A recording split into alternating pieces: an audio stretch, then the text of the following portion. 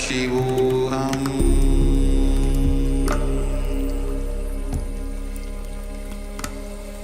Om Nithyananda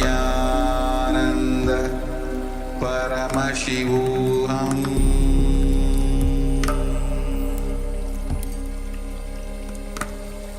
Om Nithyananda Paramashivoham.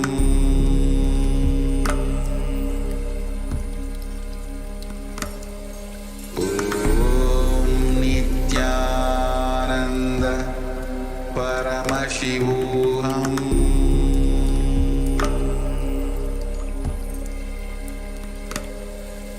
Om Nithyananda Paramashivoham.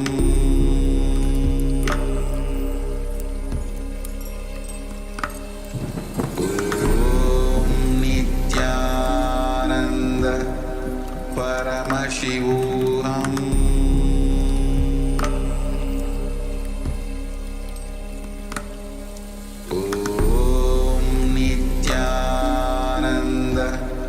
Paramashivoham.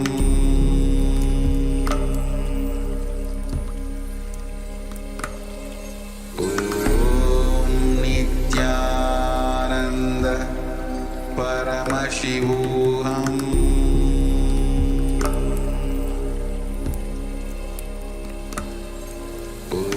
Om Nithyananda Paramashivoham. Paramashivoham.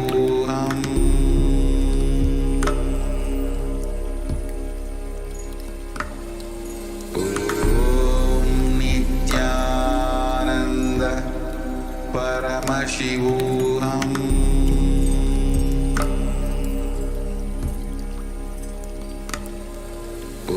Om Nithyananda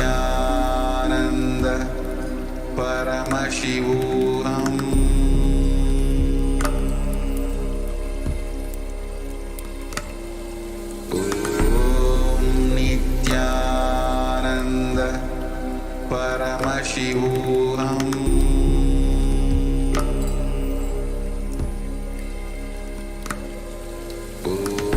Om Nithyananda Paramashivoham.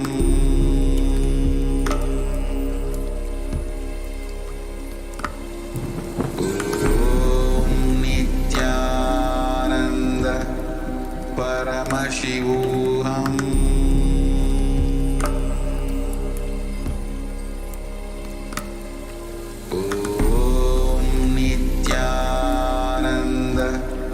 Paramashivoham.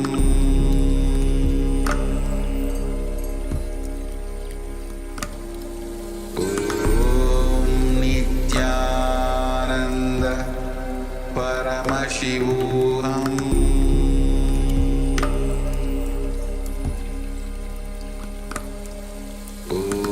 Om Nithyananda Paramashivoham.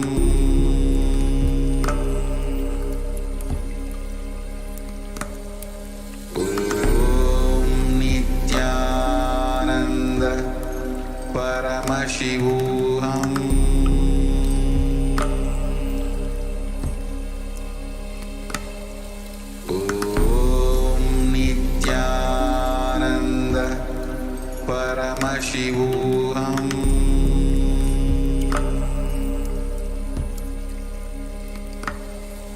Om Nithyananda Paramashivoham.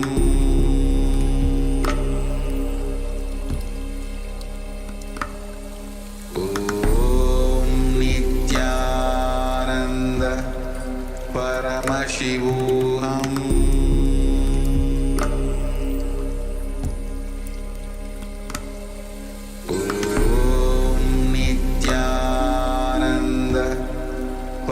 Paramashivoham.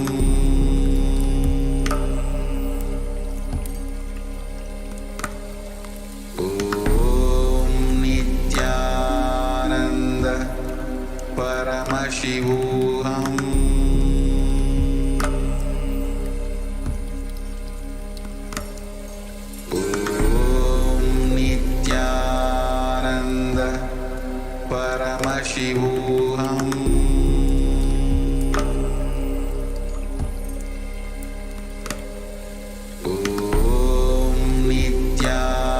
Nithyananda Paramashivoham.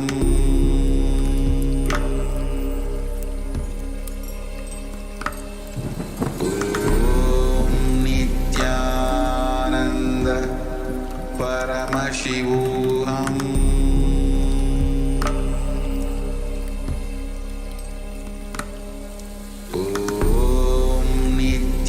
Nithyananda Paramashivoham.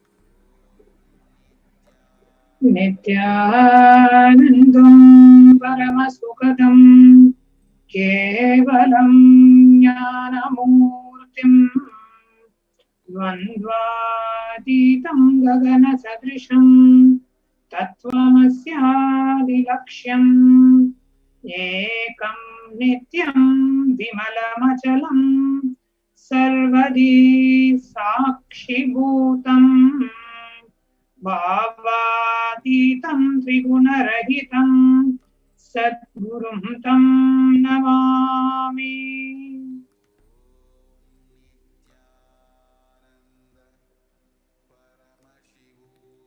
Nithyanandam, and welcome one and all for today's evening very special show and the program where we are going to share with you some further insights on the UN recognition of the persecution of the Supreme Founder of Hinduism and Kailasa. I hope each and every one of you who are watching this live telecast now, which is on YouTube Live, Facebook Live, to all our e-Kailasians, Hindus, and the viewers all over the world, we welcome each and every one of you for this very special segment. Just 24 hours before, we had shared with all of you the momentous news that the United Nations has recognized the persecution of the Supreme Pontiff of Hinduism, Jagat Guru Mahasannidhanam, His Divine Holiness, Bhagavan Nithyananda Paramashivam, and has recognized the persecution by publishing a report of the persecution of the Supreme Pontiff of Hinduism and Kailasa in the United Nations website. You can go to the United Nations website. We have put the link in the Sph Nithyananda Paramashivam Facebook page, where the United Nations has shared the report on the persecution of the Supreme Pontiff of Hinduism and Kailasa. So we are very, very, very happy to share with all of you that the United Nations has recognized the persecution of the Supreme Pontiff of Hinduism and Kailasa. And today we would like to share with you some of the insights of the report that has been recognized by the United Nations, which shares in detail about the attack of and the persecution of the rights of indigenous women. A report by the Adi Shaivite minority tradition Hindu community, a report which has been recognized by the United Nations. And that's what we would like to share with you in the first part of today's program.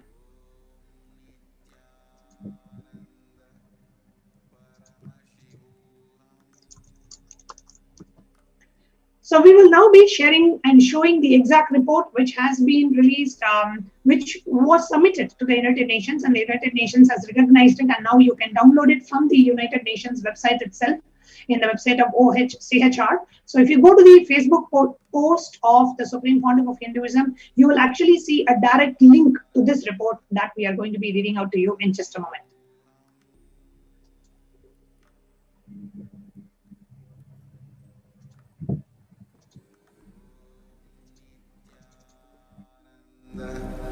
Paramashivoham.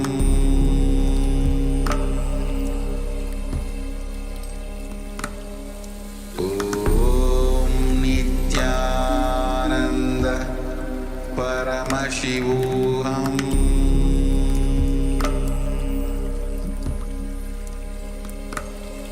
Om Nithyananda Paramashivoham.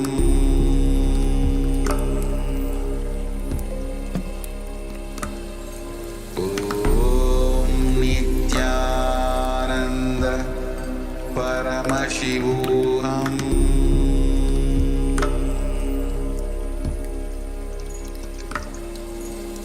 Om Nithyananda Paramashivoham.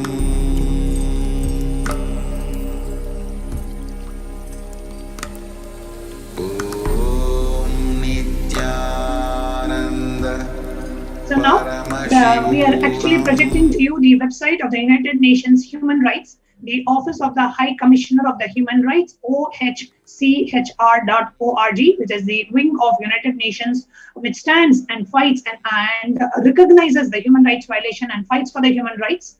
So in this website, if you actually see, there is a committee on elimination of discrimination against women. And this is a day general discussion on the rights of indigenous women and girls.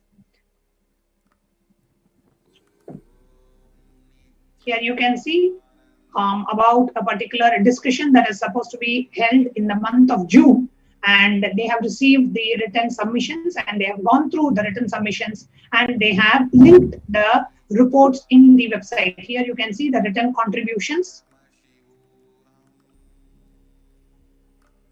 And if you go down in this written contribution, you will actually see Kailash Union, which has been a submission done by the by Kailasa, representing the Adi Shaivite minority tradition women.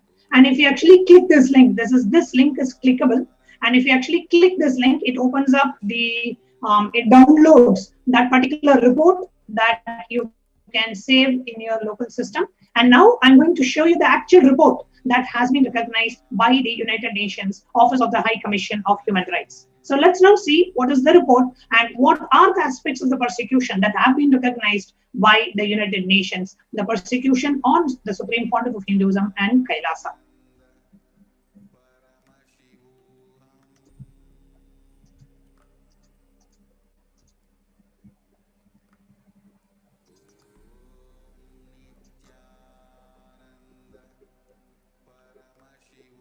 Yes. So now we are seeing the report which was recognized and which is recognized by the United Nations and linked directly in the UN website. So where it shows the right of indigenous women, a report by the Adi Shaivite minority tradition Hindu community. And the report was submitted in June of 2021.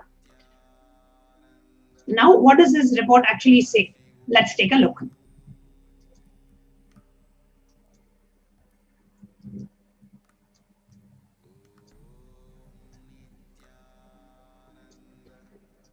So here the report talks about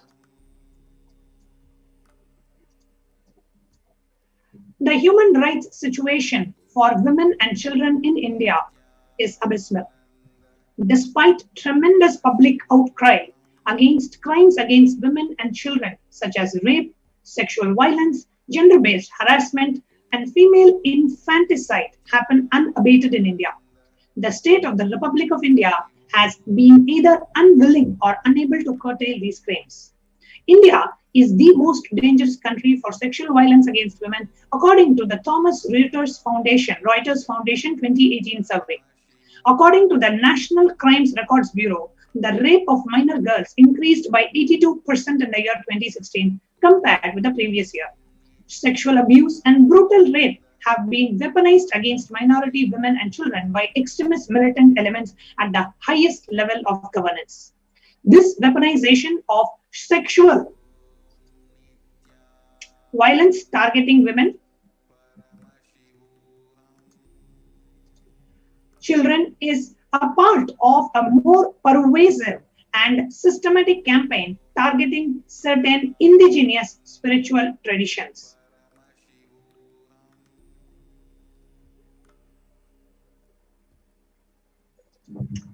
Minority communities and their leaders, especially those from linguistic and religious minority groups, and of dark-skinned people, of indigenous spiritual traditions, and of ethnic native Hindu tribes that existed in India for millennia. One such indigenous spiritual tradition currently targeted for extremism by the neo-Hindutva extremist groups is the Hindu Adi Shaivite minority tradition in India. The women, children, and young girls of the Adi Shaivite community were the most vulnerable target of neo-Hindutva extremism. The second point says, the ASMT explicitly rejects extremism of all types. The extremist militant elements are opposed to ASMT's stance when it comes to the rights of women, including otherwise marginalized Dalit women, rights of members of the LGBTQ plus and transgender communities. The neo-Hindutva terrorists despise Hindu women in monastic and priestly roles. The spiritual head of ASMT has publicly declared himself to be of transcendental gender and possessing multiple gender components. The neo-Hindutva extremists are LGBTQ plus rights, and the neo-Hindutva extremists see the LGBTQ plus rights as immoral. The ASMT freely ordains women into sannyasa, monastic order, recognizes 11 genders, and performs special temple rituals for gay marriage as per more than the 5,000-year-old indigenous spiritual scriptures. The ASMT represents one of the most progressive ideologies and is a target of persecution by the neo-Hindutva extremists. The next point. Point number 3. The ASMT tradition is ancient. Around 3200 BCE, the Mahabharata war ended in the Indian subcontinent. At the same time, at least 56 nations in Asia gave shelter to more than 10,000 Hindu communities and protected the rights of women. These 56 nations spanned from Gandhara, which is in Afghanistan, and to Kadaram, which is Kedar, in Malaysia. The town of Parshu in present-day Iran finds mention in the ancient Hindu scriptures as a Hindu city today has no Hindu men or women.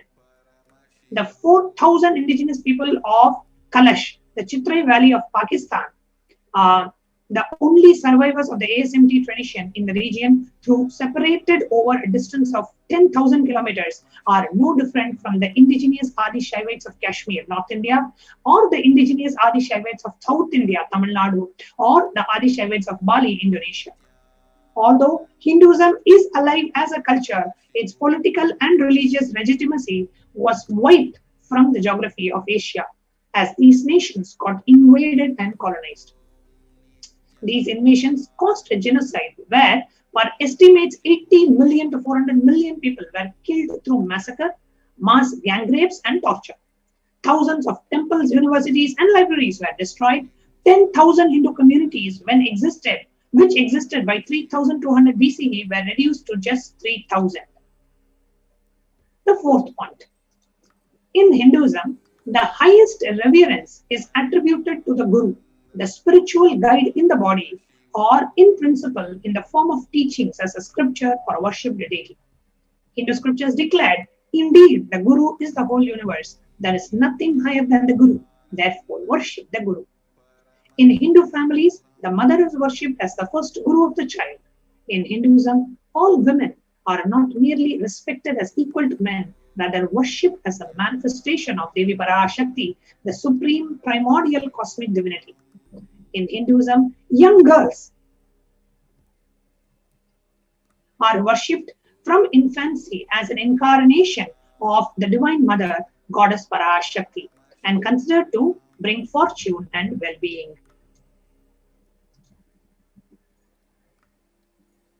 Here you can see the pictures of young women being worshipped.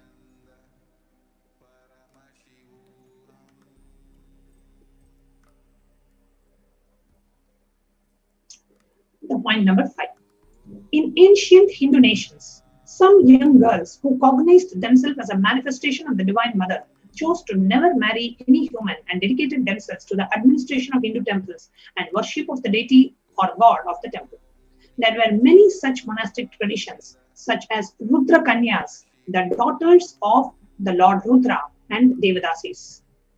Colonial views of Devadasis were highly subversive, leading to their socio-economic deprivation and exploitation. The colonial era government of India ran state-sponsored brothels through several legislations. This practice was severely criticized by the citizens of England and other European countries. British government also established institutions known as lock hospitals where women were brought to be treated for vulnerable diseases, venereal diseases. Sorry. However, many of the women admitted to these hospitals, including many Devadasis, were identified through the registry and were brought to the hospitals against their will. A number of these women were never seen again by their families. Over time, through hit literature, the Hindu nuns, the Rudrakanyas and Devadasis, were stigmatized as prostitutes during the colonial era. After independence, the state of Tamil Nadu passed legislation criminalizing the tradition. The bill stereotyped and marginalized by the Devadasis by addressing them as prostitutes.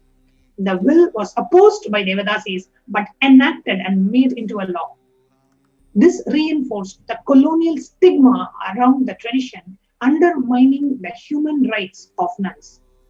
And the report continues to present the various challenges faced by the ASMT women in India.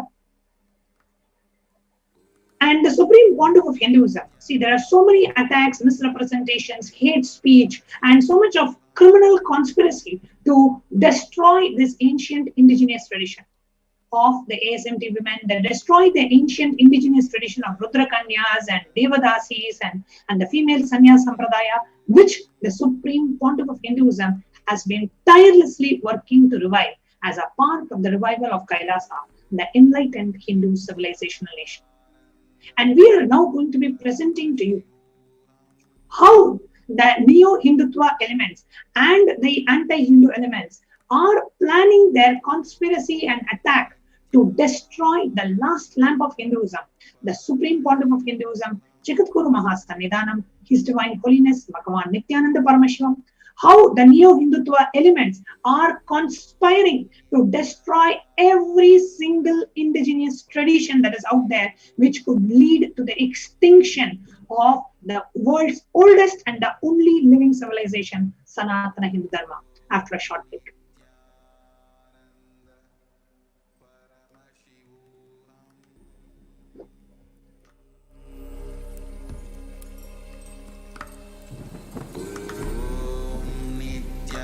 Nithyananda Paramashivoham.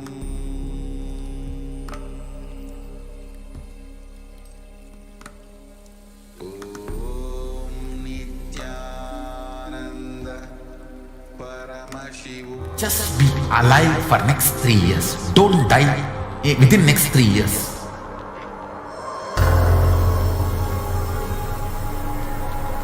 Just don't die within next 3 years. Be alive, somehow be alive. I'm working sincerely. I will reach you somehow. Somehow I will reach you. It's my commitment to humanity.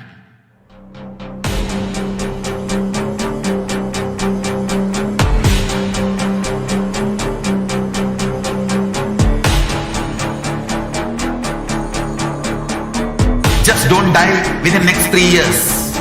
I will reach you wherever you are, whichever corner of the world you may be. I will reach you with enlightenment. You manifesting the space, state, powers, being Paramashivoham. It is possible, and it is possible for you.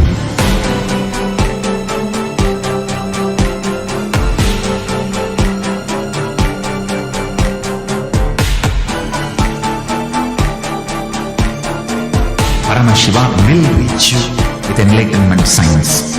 I know he is going to do the job. Just be alive. Just be alive for next 3 years. Don't die within next 3 years.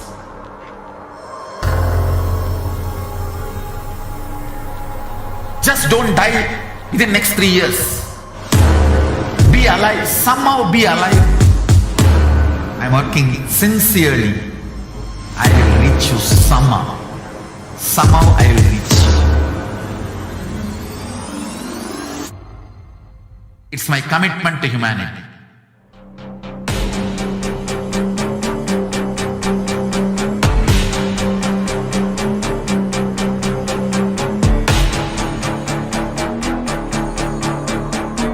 Just don't die within next 3 years.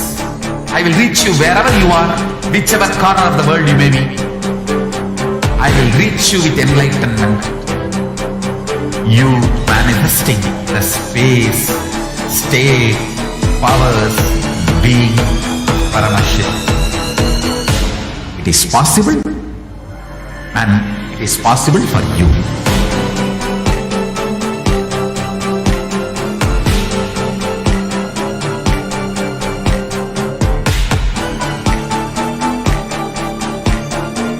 Paramashivoham will reach you with enlightenment science. I know he is going to do the job. Just be alive for next 3 years. Nothing else. Nithyananda Paramashivoham.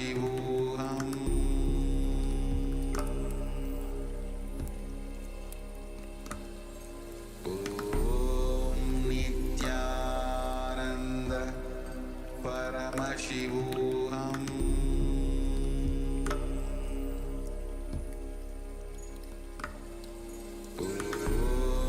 Nithyananda Paramashivoham.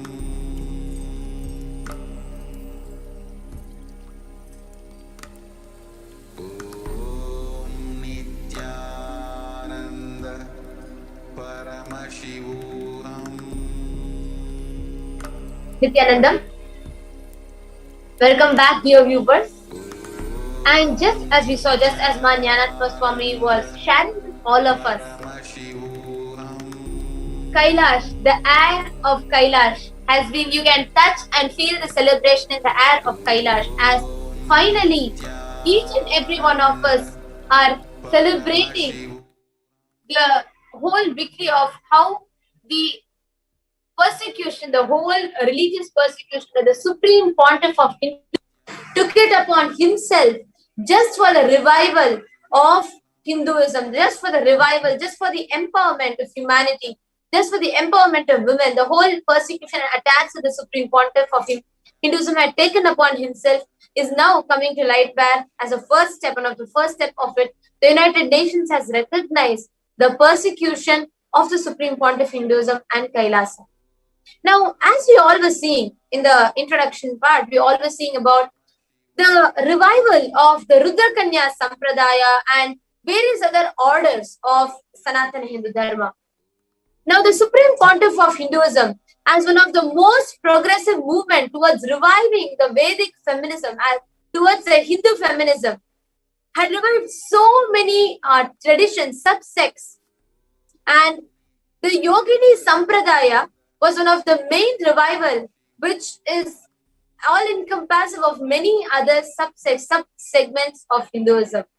The Yogini Sampradaya, the revival of Yogini Sampradaya, is one of the most progressive, the most powerful, and one of the most beautiful revival of Hindu feminism, where women were empowered to be able to live to the peak of their ability from the highest inner image, with the highest respect and reverence given exactly as it is given in the Hindu scriptures.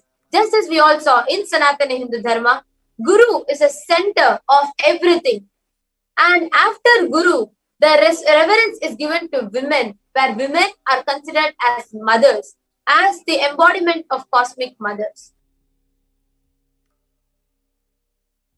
Now, here, the revival of Yogini Sampradaya, the Supreme Pontiff of Hinduism, through the revival of Yogini Sampradaya, brought to light to humanity, brought back to humanity one of the most powerful, most safest, and one of the most phenomenal revival of Vedic feminism, where it was the whole thing was happening by women for women, directly under the guidance and the blessings of the Supreme Pontiff of Hinduism. And joining with us in this segment are Manitya Pranapriyananda and Manitya Achalananda Swami, who is here to share about the revival of the Yogini Sarvajnapeetam, the Supreme Pontiff of Hinduism, how the Supreme Pontiff of Hinduism spearheaded the revival of Yogini Sampradaya, how this reached to so many lives, transforming and touching millions of lives in multiple facets and multiple aspects, and the persecution that the Supreme Pontiff of Hinduism had to face, that the neo-Hindutva and the anti-Hindu militant elements, the persecution that was launched on the Supreme Pontiff of Hinduism by the neo-Hindutva and anti-Hindu elements, just for the revival of Yogini Sampradaya and for the empowerment of women.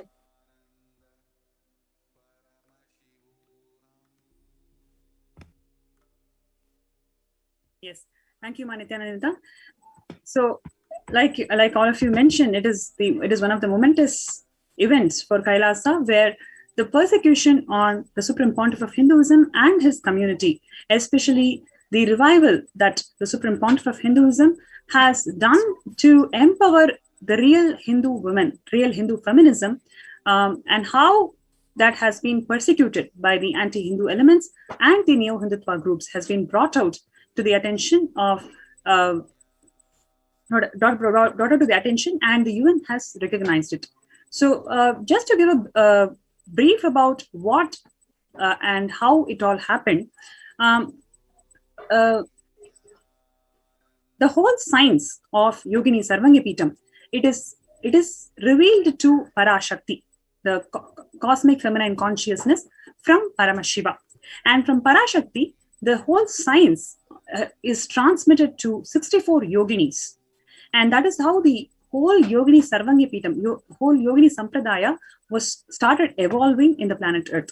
So it is from Paramashiva to Parashakti, and Parashakti transmitted this whole science of true Hindu Vedic feminism to 64 yoginis. And this 64 yoginis spread this whole tradition, whole Sampradaya to others, and it was first formed in Hirapur Garbhapuri. And this Hirapur Garbhapuri is the golden cosmic eternal womb where the divine cosmic feminine consciousness evolved. And the Supreme Pontiff of Hinduism has revived this entire tradition, not in 2019 or 2018, right from his mission. He evolved this whole Shakta Sampradaya, Yogini Sampradaya, right from the initial days of his mission, from performing the Chandi Homa, giving the Bhava Samadhi darshans as Devi, and performing various rituals, reviving various rituals from Shakta Sampradaya. So, and one of the milestone was this whole happening of Yogini Sampradaya in Gujarat. And that was brutally attacked by these anti-Hindu elements.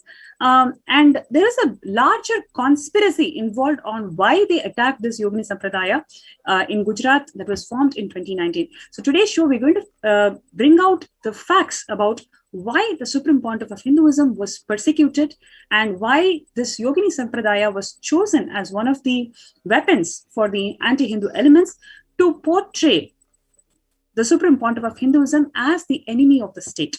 So before we get into the details, we're going to first share what Swamiji, the Supreme Pontiff of Hinduism, has revealed about Yogini Sampradaya and how he has revived this tradition, just for us to understand the larger picture of why he was persecuted. So let's watch a short video where the Supreme Pontiff of Hinduism is explaining the importance, the significance of this Yogini Sampradaya and how he has revived it.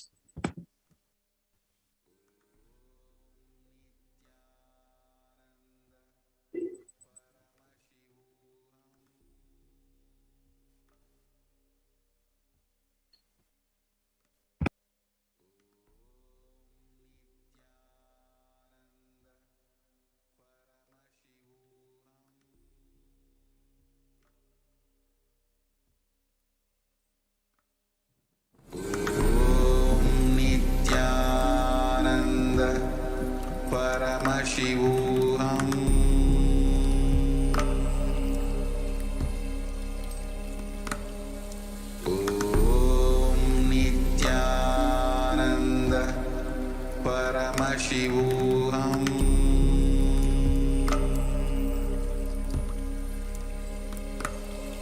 Om Nithyananda Paramashivoham.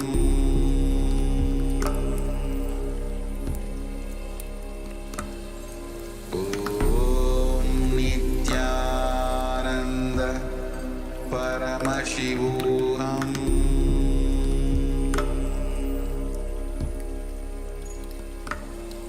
Om Nithyananda Paramashivoham.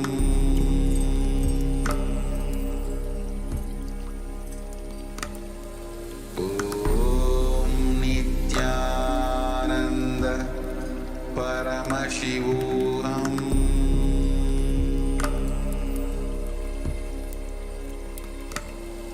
Om Nithyananda Paramashivoham. Just be alive for next 3 years. Don't die within next 3 years.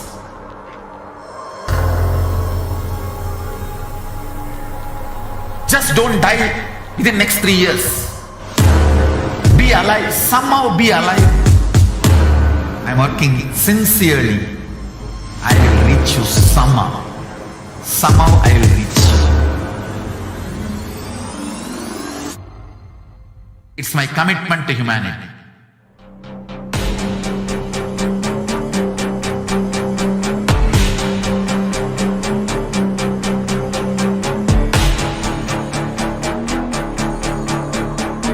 Just don't die within next 3 years. I will reach you wherever you are, whichever corner of the world you may be. I will reach you with enlightenment. You manifesting the space, state, powers, being Paramashivoham. Om Nithyananda Paramashivoham.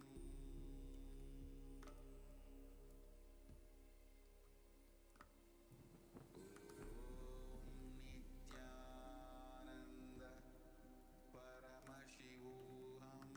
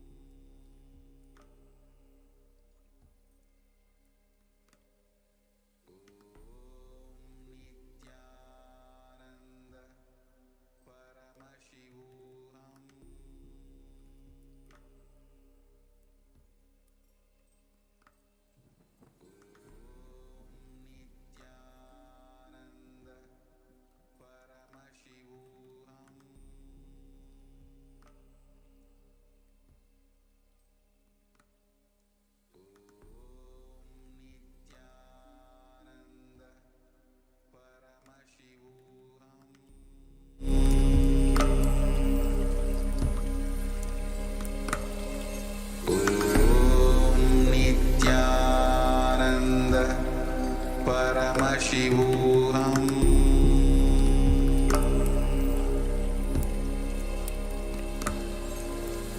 Om Nithyananda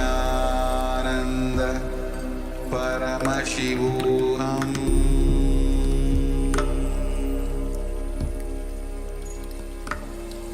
Om Nithyananda Paramashivoham.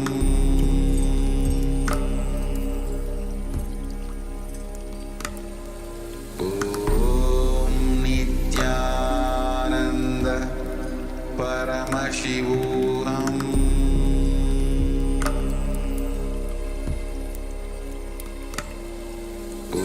Om Nithyananda Paramashivoham.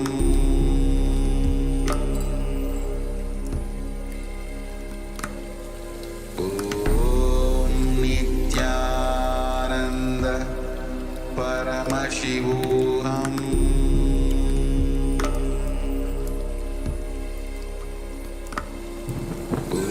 Om Nithyananda Paramashivoham.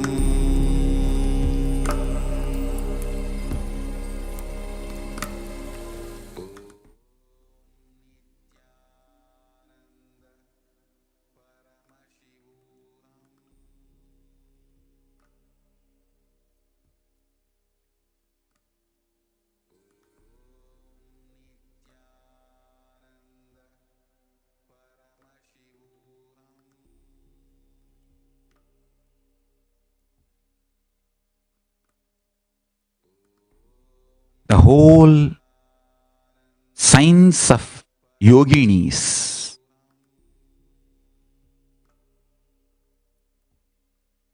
evolving yoginis and rudraganyas, swaminis, giving superconscious breakthrough, enlightenment, powers to women, that whole science, rishikas, producing rishikas, rudraganyas, yoginis, swaminis, this whole science, Parashakti has revealed first to 64 yoginis.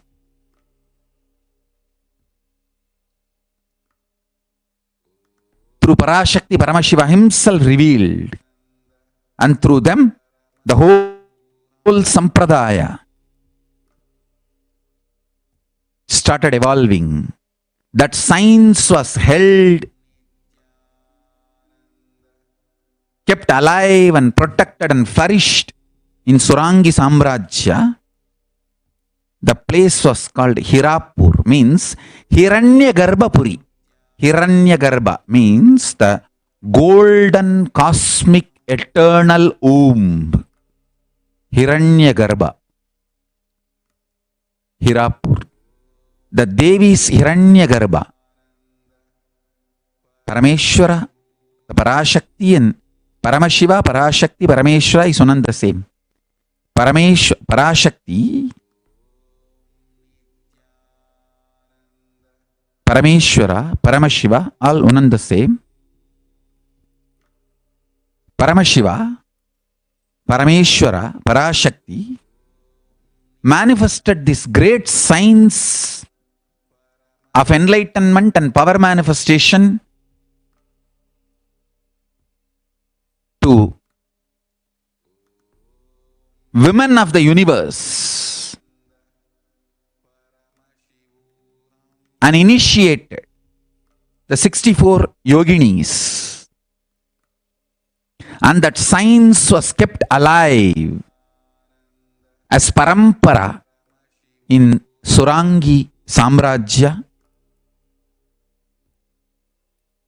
That is why the Kanchana Mala, who was master of that science, was princess of Surangi Samrajya, was married to Malayadvaja Pandya. When Meenakshi happened, the whole science was revived in Madurai also.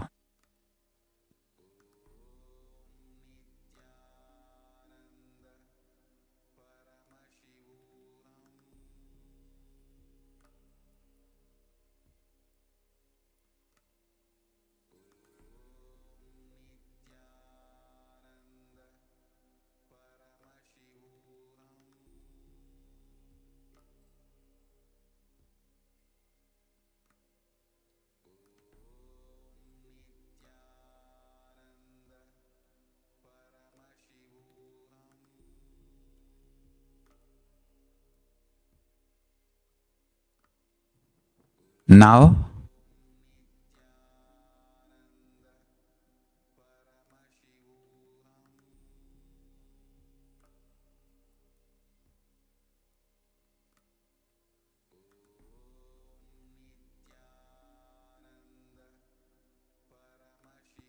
with the grace of Devi Meenakshi Parashakti and Sundareshwara Paramashiva, the whole science of enlightenment, power manifestation, and all the best things for women is going to be again revived in Hirapur of Gujarat in the form of Yogini Sarvajnapeetam. All these sciences which was there in Surangi Samrajya, which Kanchanamala brought to Madurai, which was revived by Meenakshi Parashakti in Madurai, will again be revived now in Hirapur, Gujarat, through the Yogini Sarvajnapeeta.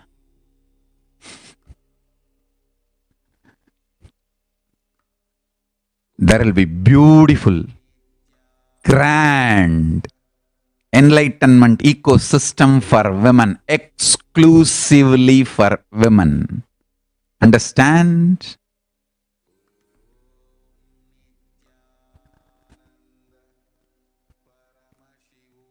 It will be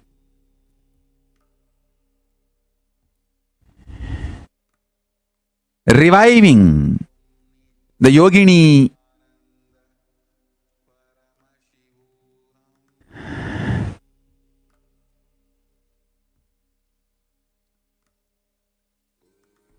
sciences, revival of Yogini Sampradaya,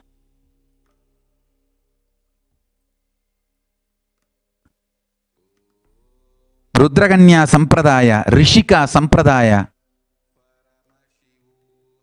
Swamini Sampradaya, Kulasundari Sampradaya, all the feminine superconscious sampradayas revealed by Paramashiva will be revived from this Yogini Sarvajnapeeta, from Hirapur.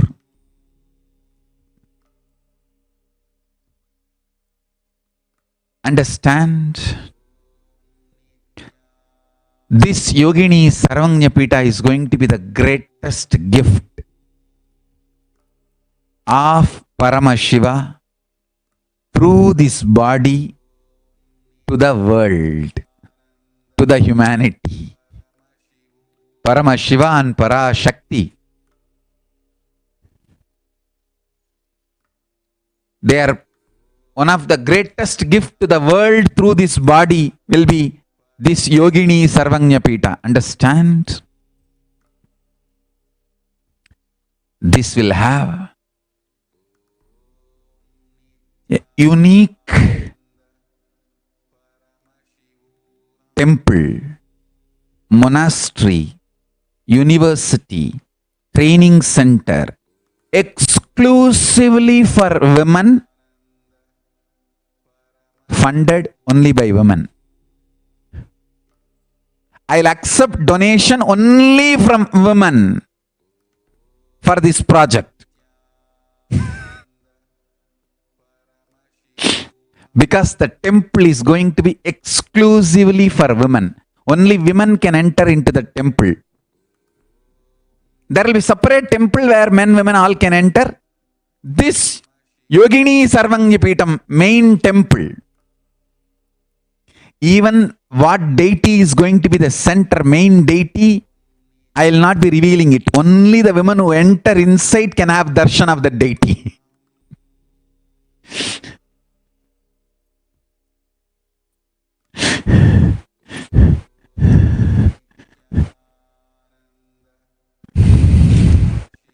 Only the contribution from women will be accepted for this Yogini Sarvajnapeetam. It will be built, operated, run only by women. Among the women, there will be 64 sampradayas as revealed by Paramashiva and Parashakti. Meenakshi Sundareshwara.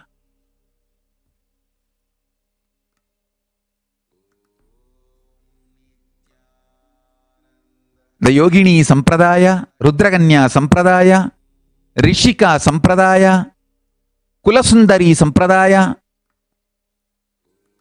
Swamini Sampradaya. Like this 64 women Sampradaya, female Sampradayas are revealed by Parashakti Sameda Paramashiva. For women, all that 64 will be revived.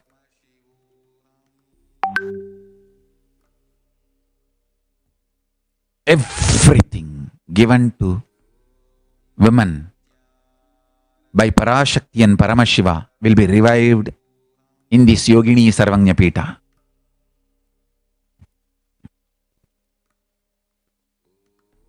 The medicinal system, yoga, power manifestation system, food, enlightenment system, everything given to women by Parashakti and Paramashiva will be revived from here. The Hirapur, Gujarat will be the modern day Hirapur, Orissa. Understand? In Meenakshi's time, the Surangi Samrajya, Hirapur, Orissa was the base for the Yogini Sarvajnapeetam enlightenment ecosystem for women. Now, in the modern day, the Hirapur, Gujarat is going to be the base for enlightenment ecosystem for women, reviving this whole Yogini Sampradayas, Yogini Sarvajnapeetam.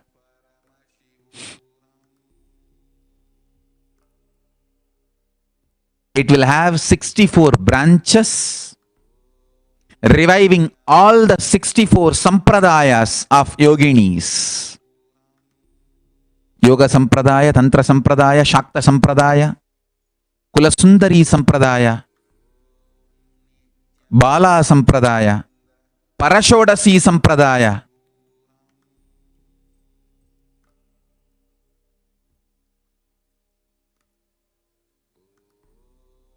Rishika Sampradaya, Rudraganya Sampradaya, Swamini Sampradaya. All those traditions, enlightenment ecosystems will be revived. We had amazing women, enlightened beings on the ecosystem. I am excited to do this work. I am excited to do this work. This is going to be something extraordinary. Whatever Meenakshi revived in Madurai, the same thing will be revived now in Hirapur, Gujarat, by Meenakshi Parashakti and Sundareshwara Paramashiva. We will have a beautiful Yogini Sarvajnapeetam temple with the 64 yoginis. What will be the Moola Devata is sacred secret. Only the women who entered will even know what is Moola Devata inside. The Yogini Sarvajnapeetam.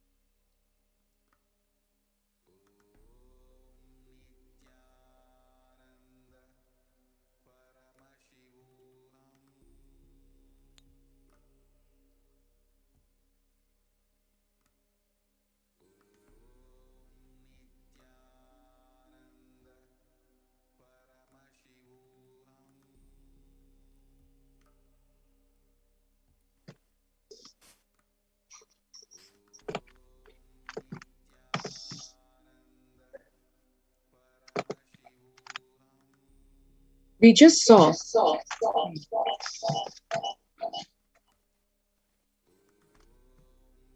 saw how such a grand, detailed vision of the Yogini Sarvajnapeetam, the all-women temple monastery complex, and the revival of the entire tradition, the Yogini tradition in all its glory, in all its facets, and all its dimensions, was revealed by the Supreme Pontiff of Hinduism, Jagat Guru Mahasannidhanam, His Divine Holiness, Bhagwan Nithyananda Paramashivam.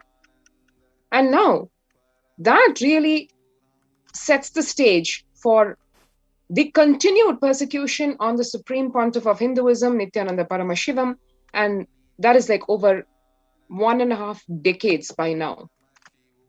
The planned conspiracy now goes to a lot more sinister level by trying to project the Supreme Pontiff of Hinduism and his followers as the enemy of the state.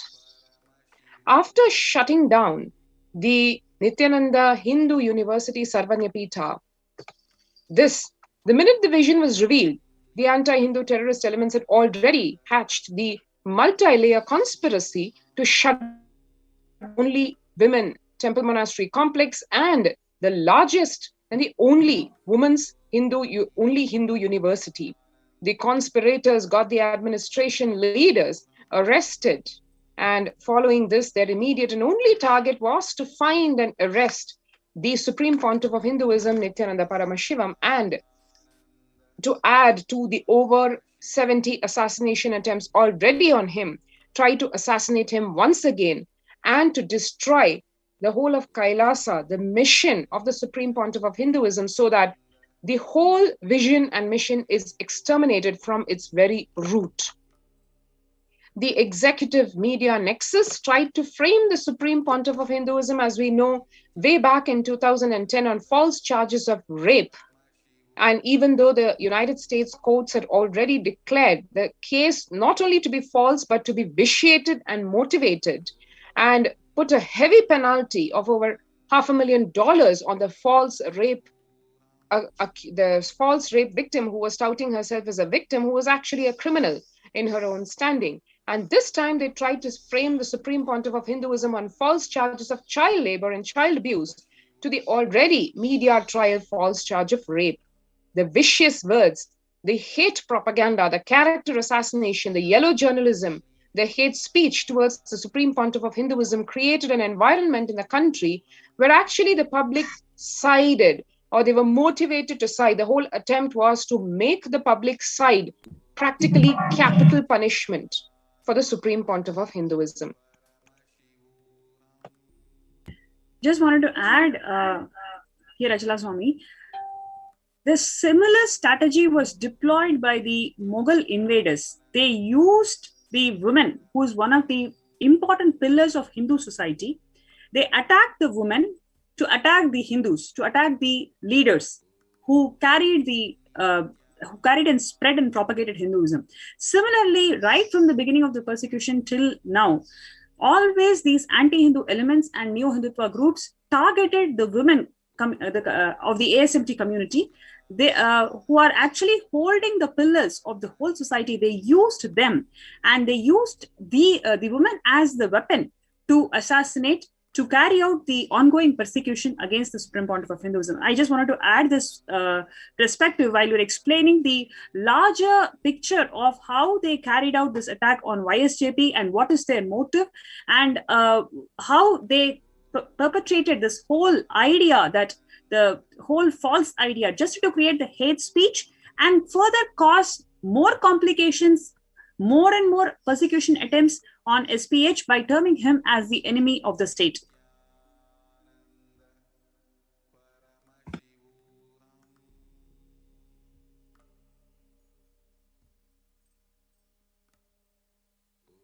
And to give just one example, just one of the examples of the massive hate speech and the hate propaganda, just to give how ridiculous the media mafia can be. The fake news is published that the Supreme Pontiff of Hinduism has created an island nation, and when the truth is, Kailasa is a digital borderless nation, is a spiritual space for living the teachings of authentic Hinduism, This fake news was further exacerbated. There were trolls run and further negative propaganda published to say hashtag of #traitor Nithyananda and a report of lies. The Hindu Holocaust being the biggest in world history. That is an unsaid truth. We all know. Further, #traitor Nithyananda and the TV channels, the anti-Hindu TV channels, practically running by the minute, further lie after lie, where it says that the Supreme Pontiff of Hinduism has published a report of lies. Neither has the Supreme Pontiff of Hinduism published any report, nor is it a bunch of lies.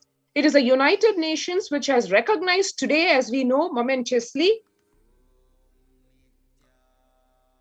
Hindu persecution, the bigger narrative of the Hindu persecution, and the Supreme Pontiff of Hinduism, who is today the leader of all the 2 billion Hindus and the reigning emperor of the 19 ancient spiritual kingdoms, which he is reviving in all their original glory. That has been recognized by the United Nations today, as well as for this effort, historical effort to revive Hinduism, the Supreme Pontiff of Hinduism and Kailasa are being persecuted. That is the truth. And all this fake news, calling him an enemy, a traitor, an enemy of the state, all geared towards the singular target of trying to frame him in more and more serious cases, false cases, in just some attempts so that they can yet again illegally arrest him and try to assassinate him once again. Actually, what does this really convey? This report, this picture that we are seeing today, it really conveys the ulterior motive of Indian media. Are we saying that we cannot bring out the Hindu persecution and all the atrocities that Hindus have faced over centuries? All of this is a fact. And why this fact of Hindu persecution cannot be brought to the international platform? The whole motive of any press, the fundamental right of any press, is to bring out the truth, the freedom of expression, the freedom of speech. What is wrong? What is so wrong in bringing out the persecution that the Hindus are facing in the country and the Hindus have faced over centuries to the international platform? It is a right of freedom of speech, but that has been twisted to tell that it is a report of lies. So Hindus are denied the basic freedom of speech, freedom of expression, that they have been persecuted in this place. Their basic rights are violated. And further, tainting the Supreme Pontiff of Hinduism, who has revived 19 Hindu Samrajyas today. Amongst this unprecedented level of brutal persecution, he has done so much of revival of for Hinduism, and he has been tainted as the enemy of the state. It is simply to shiver Hindus. It is simply an attempt to make the Hindus shiver, to even voice out their opinion. Anybody who comes out and then says that, yes, we have been persecuted, we do not have basic rights, our religious freedom is affected here. Nobody can come out and say this, because once you have the very thought to express the persecution that you're facing, you will be tainted as the enemy of the state.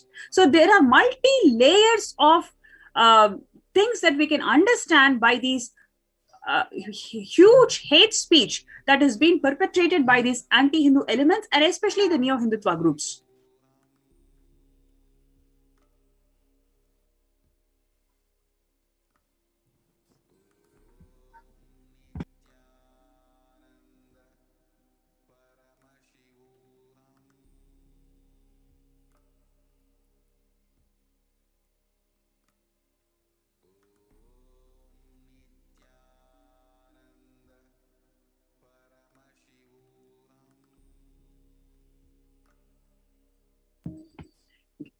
So now let us get into the details of how these anti-Hindu elements, especially the neo-Hindutva terrorist, was deployed as an implant in Kailasa in Gujarat.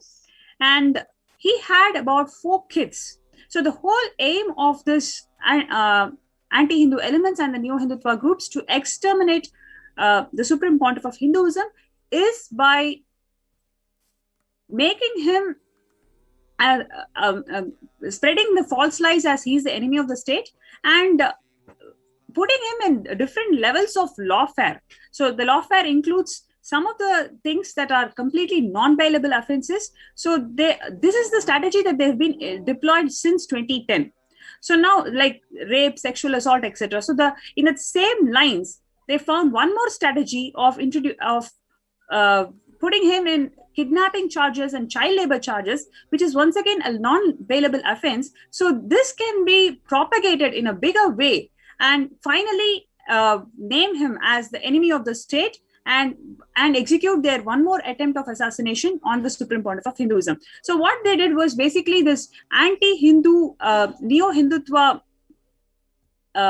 implant had 4 kids who studied in the Nithyananda Gurukul, and he has a history of financial embezzlement and he has history of wrong parenting, etc. So what he did was he filed a fake complaint. It's not even a complaint. He gave an inquiry that his kids are being kidnapped, while actually in reality his kids were there in the Nithyananda Gurukul that was established in the Yogini Sarvajnapeetam. The kids in front of the police, they gave statements, especially one of his daughters gave a statement very clearly that she wants to be part of YSJP and she doesn't want to go with her parents. She was not kidnapped. She is staying here on her free will. Despite giving these statements repeatedly, this perspective, this truth was not brought out. The world does not know, the media and the police did not want to share this truth to the world. And they just used this fake complaint as a medium to put the Supreme Pontiff of Hinduism into lawfare and finally term him as the enemy of the state.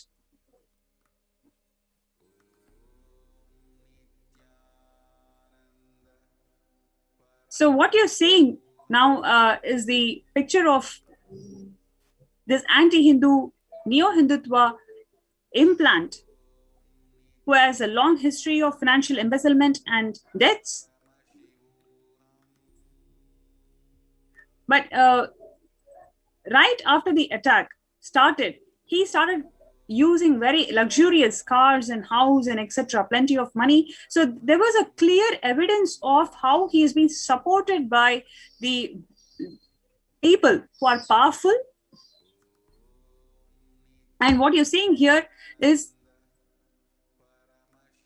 the video testimonials of the daughters who clearly express that they are living here out of free will and they do not want to go back to the parents, and they want to continue serving the society as female Hindu monks. They want to empower the society through the principles that are shared in Vedas and Agamas and revived by Swamiji. This is what they want to do.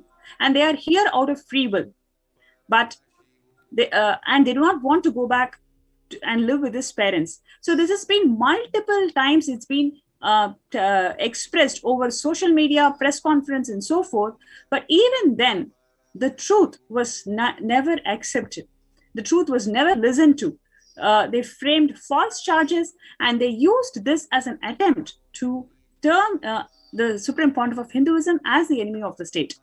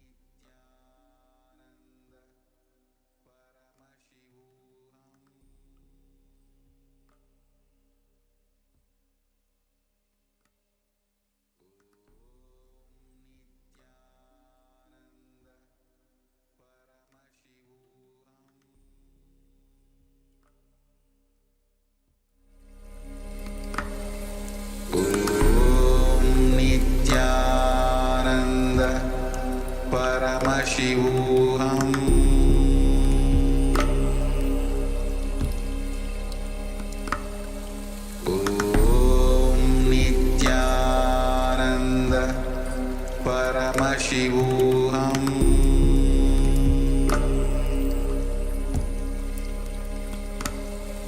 Om Nithyananda Paramashivoham.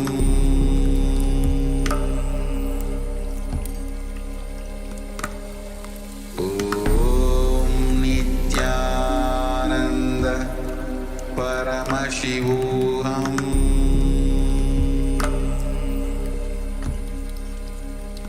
One can see here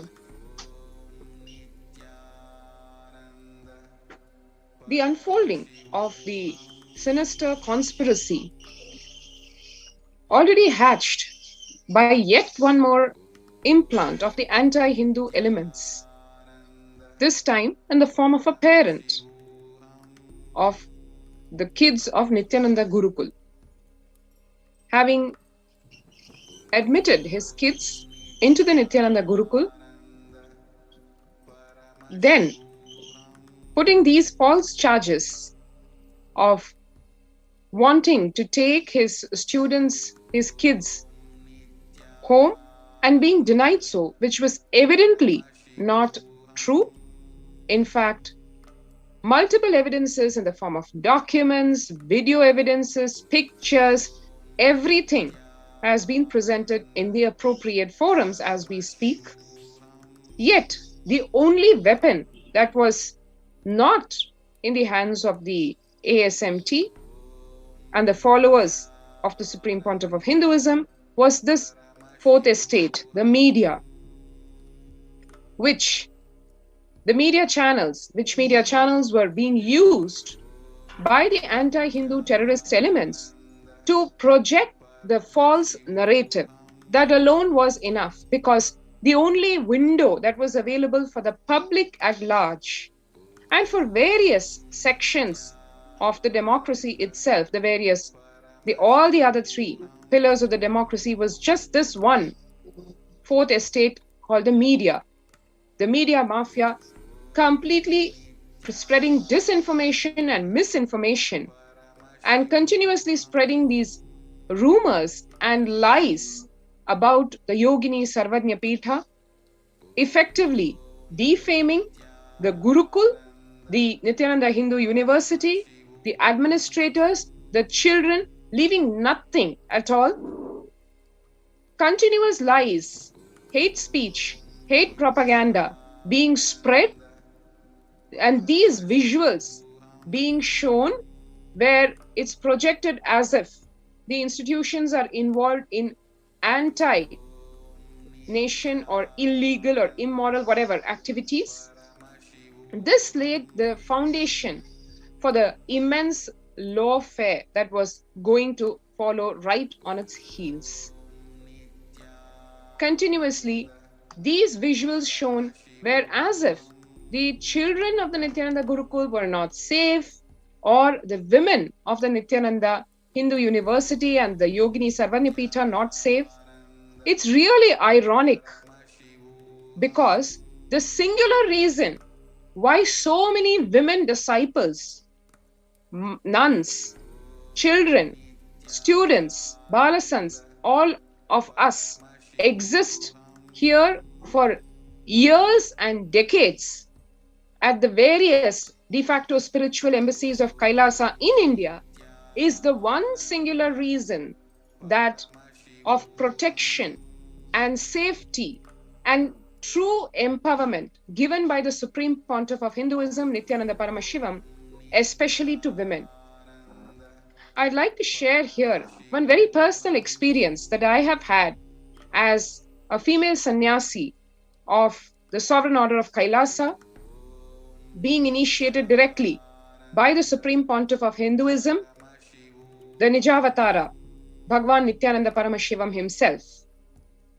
When I moved in here to Adi Kailasa, from being a part-time volunteer of the Kailasa's various activities to a residential volunteer, and then move on to become a sannyasi of the Sovereign Order of Kailasa, one night It was past midnight. It was pretty late in the night. And I was alone washing clothes on the stone slab, which is right outside the living quarters of our female sannyasis. And the Supreme Pontiff of Hinduism, along with his few disciples, was on his security rounds. He himself used to ensure the security of everyone in the Adinam, be it women, men, children, everyone. And he was passing by, he just glanced at me and he asked a question, just was almost spontaneously saying, "Are you not scared to be alone at this time in the night?" And I was actually taken aback because even the thought had not crossed my mind. It is not that I have lived in some utopian world. I come from a city, a metropolitan city in India. And it's not that I have ventured outside in the late hours of the night. So when he asked the question, I was myself taken aback because I was like, I spontaneously replied, "No, Swamiji, I feel so safe over here. I never even thought about, the thought even never crossed my mind about the safety and security in our ashram, in our adinam." And he just smiled and walked away. After that, it left me thinking, oh my God, that is such a huge thing. That's such a huge freedom and liberation for me, because in spite of being exposed to everything in the world, in the sense of having lived in India, having lived in the United States, and seen all kinds of people, having experienced a work life, student life, everything, it is not unknown to me about how a single woman gets treated or runs the risk of being treated anywhere, in any country, in any city, at any age. It's not that I have not experienced those kind of abuses done to women very casually on the street or in the bus or even at school or in the workplace. I have myself been a victim of those. It was just so humbling for me. I was so full of gratitude to the Supreme Pontiff of Hinduism yet again for amongst the so many things that he has showered on all of us, especially the women disciples, this atmosphere of absolute security and safety. I was just so touched that he's given this all to us so casually, and unfortunately we just take it so much for granted. But just this one single factor, you can see all the attacks being done on the disciples, on the adinams, and what keeps us going over here, roaring, standing up for the Supreme Pontiff of Hinduism for whatever he has given us, is just amongst the millions of things that he has showered. This one thing matters so much for a woman, even in contemporary society, amongst all the women empowerment and feminism that we can talk about. Yeah, I think it's a very important perspective that you've brought out, Achla Swami, because what we have experienced in Yogini Sarvajnapeetam was something so brutal in the middle of the night, 1 o'clock, where you cannot even imagine that 50-60 policemen without any written warrant or written permission to check. What is the need for you to enter into a female and children campus when what is happening that too in the middle of the night for you to do an inquiry? Inquiry was what? Okay, are you given food in the ashram? Is this such an important, life-threatening situation that you have to come without a written warrant in the middle of the night to ask these kids? Like literally all of us was so shocked that people in society can be so brutal, because we were only contributing based on Swamiji's teachings and all the sciences that he has revealed. We were only sharing those sciences to the world and to the people out there, and we were only spreading goodness. And what did we do for us to go through this kind of brutal attack in the middle of the night? Like, actually, to be honest, we didn't even have a single man who can come over there and protect us and say, just back off. We couldn't be campus. So it was something which we did not expect. And to be honest, the children who went through this trauma, where they had to face the police and all these officials, literally they were shaken from the bed. They were literally, woken up from the bed and asked to come and be part of the interrogation in the middle of the night at 1 a.m. in the middle of the night. And that traumatic events it really has an impact even till today. We have kids who went through those traumatic events. They cannot use the restroom alone.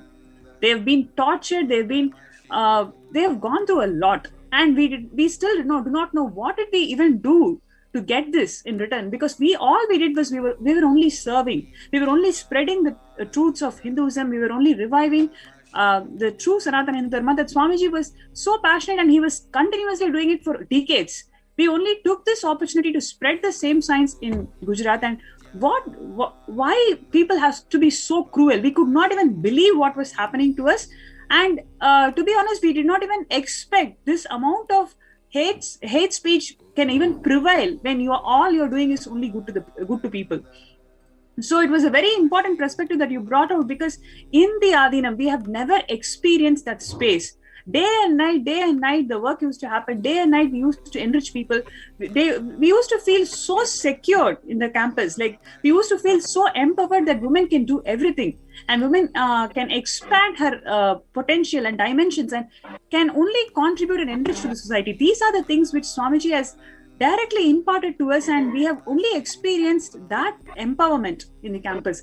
But for the first time, for me to experience the 10 years, whatever Swamiji and the community has been going through, we have been listening and part of it. But for us to experience something so brutal, like it was just 10 months old, the whole campus was, and we were only spreading yoga, the science of power manifestation, healing the community, all these good activities and good enriching activities is what we were doing. But what did we do to even deserve this amount of brutal persecution, that you will barge into the campus when there is no single men in the campus? We do not have any legal support, right? There is no written warrant, and all we were asking is, we will cooperate everything that you are saying. Just show me one written order. The police and the CW officials, they could not produce a single written order for them to conduct inquiry at the middle of the night in 1 o'clock. Without a single document, they literally pushed all of us. A place where all women are there. They just barged in and then woke the kids in the middle of the night. Kids were totally shocked. Totally shocked. They do not even know why they've been, who are these people? Why people with police uniform, why are they even coming? What do they really want from us? What did we do to deserve that? They were in utter trauma. They were in utter shock and trauma. And I remember one incident. There was one kid. She was only 9-year-old, and she was sleeping and she could not wake up because it's really late. 9-year-old in the middle of the night, 1 o'clock, 2 o'clock. It's totally unusual for her to wake up at that time. She wants to sleep. She doesn't even understand who is police, who is not police. The police woman, she was literally pushing and told, no, you have to come. And she literally dragged that kid, small kid, 9-year-old kid. What is the question that you want to ask? They're asking, are you given food here? Is it a question that you want to ask at 2 a.m. in the middle of the night? And then once they are telling, they're taking care very well. And then the next, what they do is they show pornographic material to the kids. We were so shocked. Actually, one point I would like to highlight here, as you are sharing about, one is barging into the campus, into the female campus, and how they were handling the kids. And the second is, each, without even a written warrant, without even a written order, that they have to come and any of such thing has to happen, because each and every legal procedure we were completely cooperating and completely abiding by. But just barging into the campus and the way the kids were handled, there are so many videos out there where the kids are terrorized and crying. We can see where the 8-year-old child, the 9-year-old child is crying, saying she didn't know what was happening. She didn't know what kind of content was showed, especially in the Nithyananda Gurukul, where the kids are brought up in such an innocent ambience, where they're not having any kind of exposure to any kind of violence, there is absolutely no kind of sexual perversions. They're brought up in a pure, innocent ambience. But these kids were force-fed non-veg. They were shown abusive pornographic material. And most important of all of us, the Adi Shaivite minority tradition, all of us revere and worship the Supreme Pontiff of Hinduism, not just as the Guru, as our father and mother. And the worst thing that can happen is that we were shown, the children were shown in the name of interrogation, the children were shown pornographic and morphed material, abusive content, the derogatory content directly on the Supreme Pontiff of Hinduism. So many kids remember not being able to sleep days after, feeling traumatized with the content that they were force fed. And each of them have gone through extreme pain. What they have gone through, what has happened. A child welfare committee is expected to ensure the children are safe, not that they'll come and torment the children in the middle of the night. It is against their own guidelines. It is against the protocols that they are expected to follow.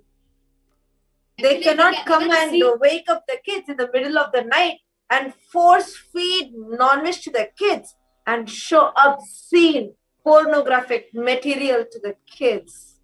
Kids less than the age of 5 were forcefully shown, traumatized, terrorized, but just because they have received the initiation from Swami, just because they have experienced the powerfulness, completion, and that bliss living with Swamiji, having Swamiji as their own father and mother.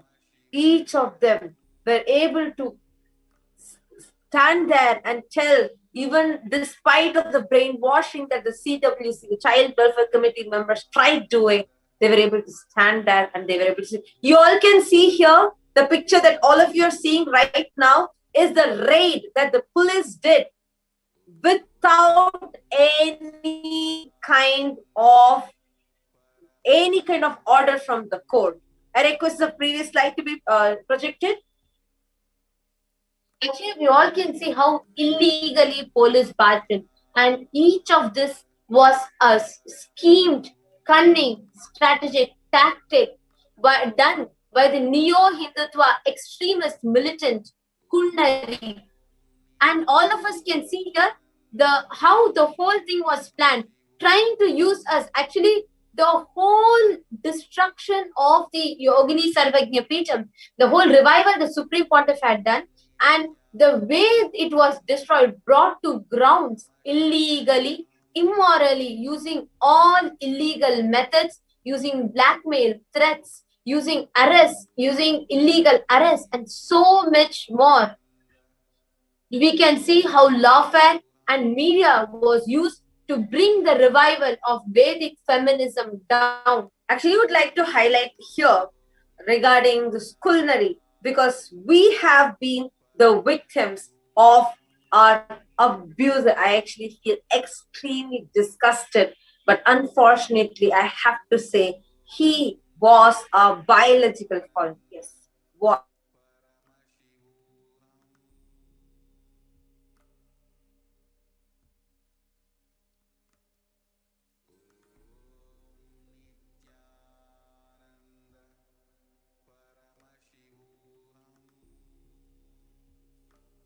Sorry for the technical glitch. Would like to highlight and say, as he was our biological abuser father, he is an abuser who actually has traumatized us, who, because he cannot handle any women, any place, women being empowered, he cannot handle that.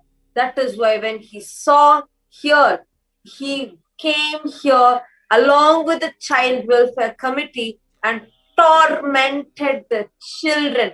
Children at the age less than 5-year-old kids. The minor girls were taken in the middle of the night forcefully by these militant extremists. This culinary is spearheaded by the culinary. They were all taken into a room and tormented at the middle of the night. Actually, this is just one step in the whole plan that was laid out strategically, how this whole revival of Vedic feminism was stopped. To each and every viewer that is watching this, there are so many strategies, so many cunning strategies sinister conspiracies and plans that were laid out to bring this grand revival of Hindu feminism to grounds. We also saw various aspects, and we are now seeing how the children were directly attacked, how the children of the Yogini Sarvajnapeetam, who are directly initiated, who are being groomed and brought up in the Nithyananda Gurukul, were attacked in the name of interrogation by the CWC committee. And the mastermind behind that is a sinister conspirator, the neo-Hindutva anti-Hindu militant extremist Kulnari. And we all can actually see here now how each of these children, what was the cause? What did the women, the young children, the monks and the nuns living there, what did we have to face? What did we have to go through? Struggling for justice. We were all made homeless overnight. What each of you are going to listen to is the cry of every girl child that was put through the torture of having to watch pornographic content, of each and every girl child that was put through the torture and threats of having to be arrested if they are not going to be putting false allegations against the Supreme Pontiff of Hinduism. Each of you can see the sad faces of those minor children that felt so extreme pain, that pressure, and unable to handle the pressure that the Child Welfare Committee were trying to force on them. All of you can see their faces. We're even going to be playing to all of you their testimonials and showing to you how that pain and torture and pressure that they went through. Understand what you're seeing right now, what you're listening to right now is exactly what has been happening to us for centuries now. Starting from how the Brahmin babies were taken and tied in the tail of the horses of the Mughals and dragged on the roads. How the girl children were treated, how they were raped brutally. Now, as a hologram of this entire persecution of Hinduism, it is happening on the Supreme Pontiff of Hinduism and Kailasa. Understand today what you are seeing. Each of these children were groomed very carefully by giving the most organic, sattvic food. Not just we don't eat eggs or any kind of meat, we don't even touch garlic or onion. Then such pure food has been monitored and groomed, and very carefully we have been consuming the children. Such young children were force-fed non-veg just so that their woe of this brahmacharya, woe of this, the commitment that they have taken for living this lifestyle of sannyas can be broken. This was a sinister conspiracy which was done, executed by the Child Welfare Committee. Understand, Child Welfare Committee, all the people that are watching this live right now, you please answer, according to you, in your nationality, in your place, what is a Child Welfare Committee supposed to be doing? Of course, it is supposed to be ensuring the welfare of the children, as the name itself says. But unfortunately, these sinister anti-Hindu extremist terrorists who come in the guard of Child Welfare Committee, they come and they torment the children by force-feeding non-veg, by waking them up in the middle of the night. Kids were beaten up by the Child Welfare Committee and woken up. Children, there were so many children were threatened to tell. And actually they were asking, you tell that you have committed suicide, tell you have attempted suicide. Children of 5-year-old, they're like, what are you talking? This is not what my Guru Swamiji has taught me even. They're begging, telling, this is middle of the night, I'm not even understanding what you're talking. Please leave us, leave us. This, what has been happening, what is happening. Actually, now each and every one of us can hear the cry of these young women, the young children who had to went through the whole torture in the pretext of interrogation. What was happening? What did each and every girl child go through? Let us directly listen to the cry of these young children as they were seeking for help, as they were wanting to express what they went through in the pretext of interrogation by the Child Welfare Committee.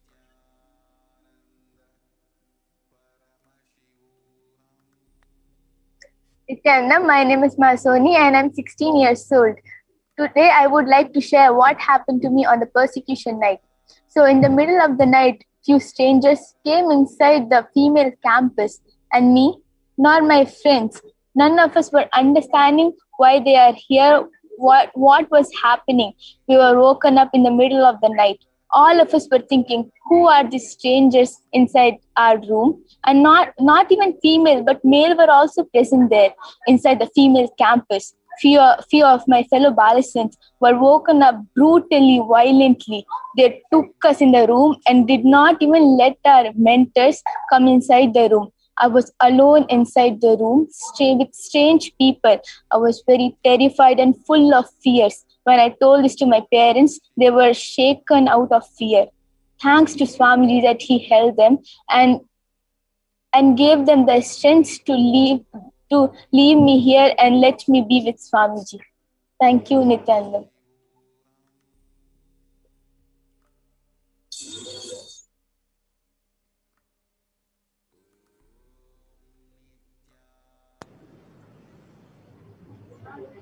Nithyanandam. என்னோட பேரு காரிகை.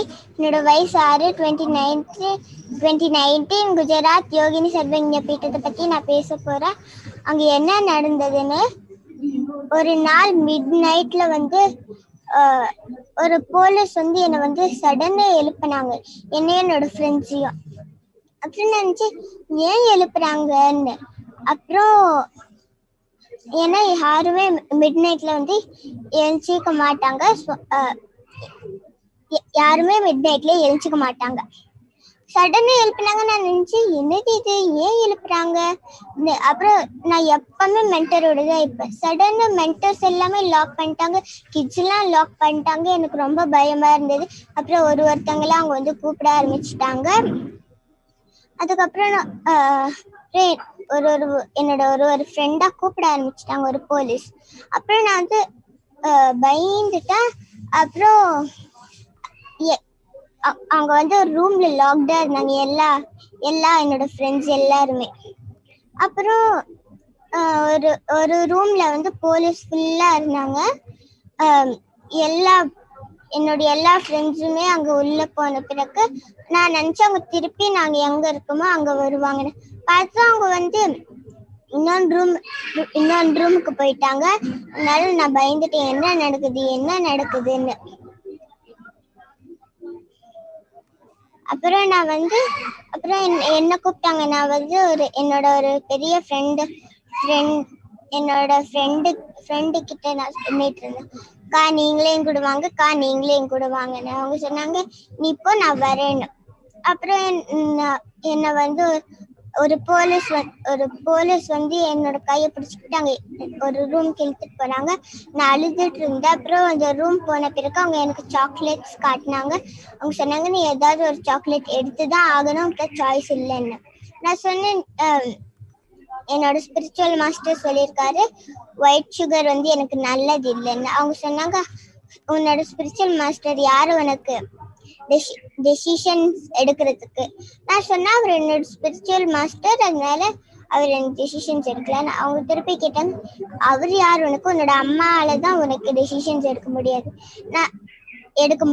நான் சொன்னேன், எப்படி என்னோட அம்மா same thing சொல்லுவாங்க.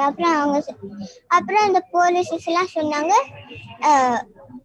உன்னோட அம்மா யார் உனக்கு டெசிஷன்ஸ் எடுக்க? எங்களால தான் உனக்கு டெசிஷன்ஸ் எடுக்க முடியும்னு. அப்புறம் நான் சொன்னேன், நீங்க யார் எனக்கு டெசிஷன்ஸ் எடுக்க?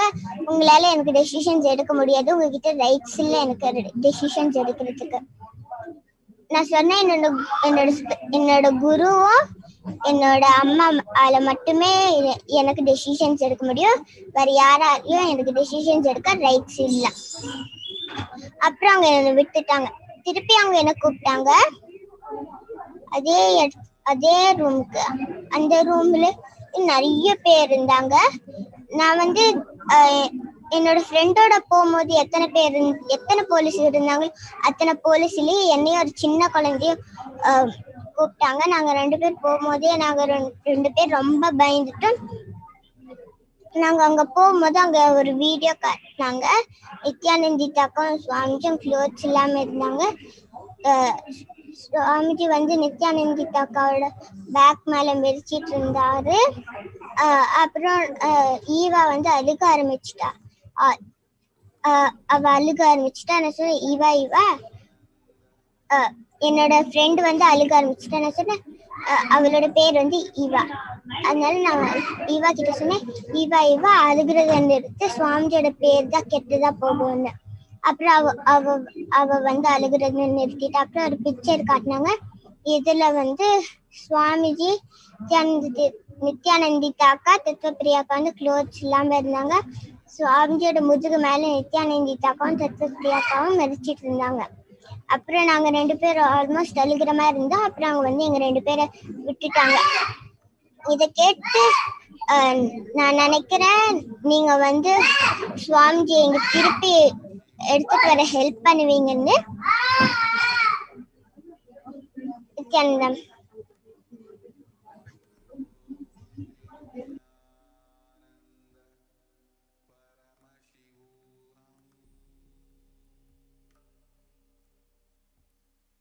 What you are listening to is a testimonial from a 7-year-old kid. Last year, she was just 6-year-old. And the experiences that she is sharing on how she was traumatized when the CWC officials interrogated her is something so brutal and cruel. She was saying that in the middle of the night, she was woken up and she could not even understand why she should be woken up in the middle of the night in the first place, because she has never experienced such a trauma. And further, they were questioning about why you are not having sugar in your meal, white sugar in your meal. And then for that, she replied that my spiritual guru has told that it is not good for health, so we are not having the sugar. And then the officials told, who is your spiritual guru to make decisions in your life? It is your parents who need to make decisions in your life. Then she responded, yes, my mother will also say the same thing. She will just say whatever my spiritual guru says, let's follow, and she will also agree to the same thing. Then the officials went one step ahead and then told, who is your mother to make decisions in your life?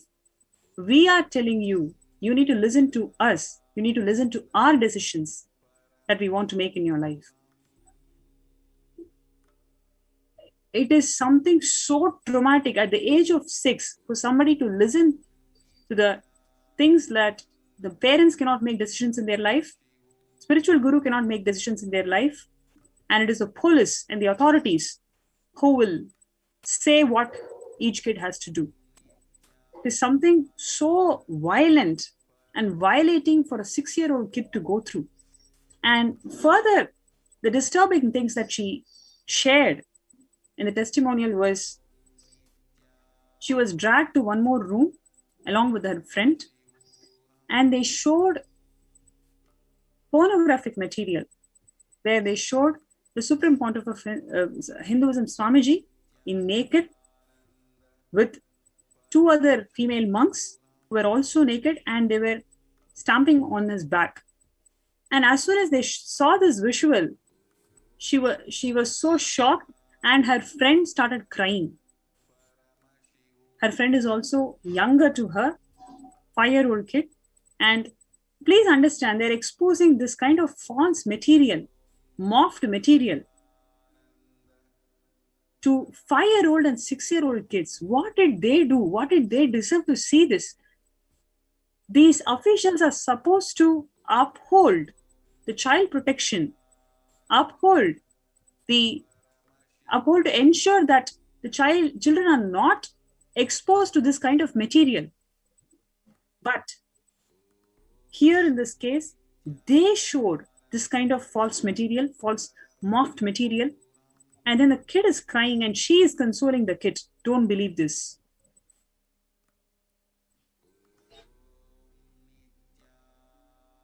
this is something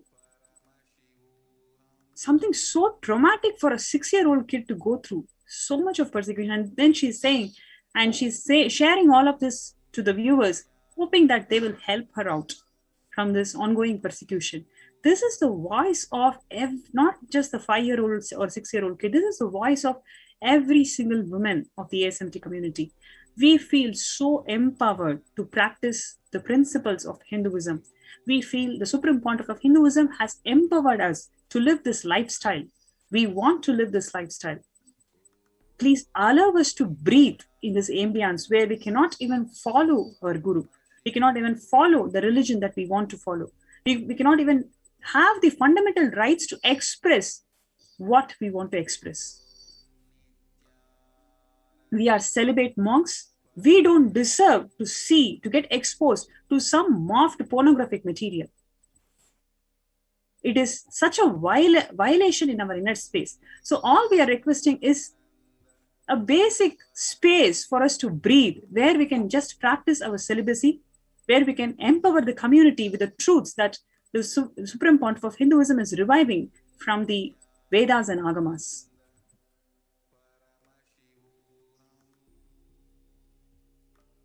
I request the interview operator to play the further testimonials. It is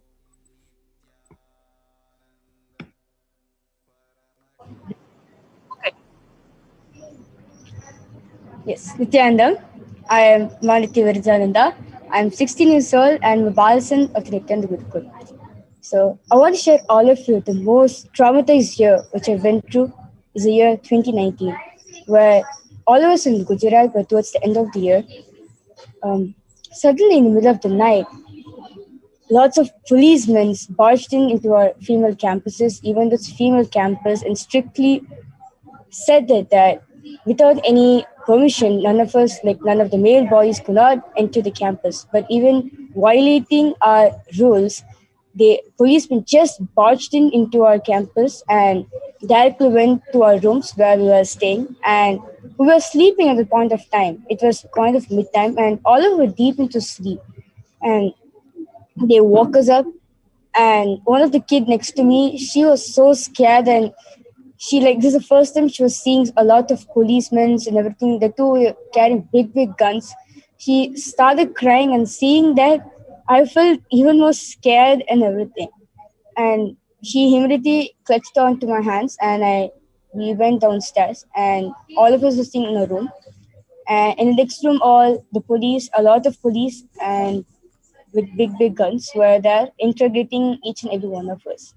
And were one of my friends, and suddenly one of my friends, when it was time for one of my friends to go for interrogation, and her father requested whether he can go with her to be on the safer side. But immediately they said no, he can't go with her, she has to come alone. That immediately all the policemen with big guns started manhandling him very badly. They started pulling his chattas, literally making a ruckus over there. And seeing that, I was terrified, and I was panting for breath. I was not able to breathe seeing this whole situation, so much of chaos. A lot people started screaming and seeing all the policemen with big guns over there. I was not able to breathe, even though they can see that I wanted breath, and I was telling to the doctors over there who was attending to us that Ma was not able to breathe. But even for that, they was not letting us. My whole body turned blue and black. I was almost about to faint on the ground. Only then they left me to the doctor. Till then, none of the medications was even given to me. And the next day, a lot of people, a lot of villagers came with bamboo sticks and glass bottles for doing lathi charge over there. And at that point of time, I was taking a bath, and all the people who were carrying the cameras, the cameramen, they climbed the trees, and there was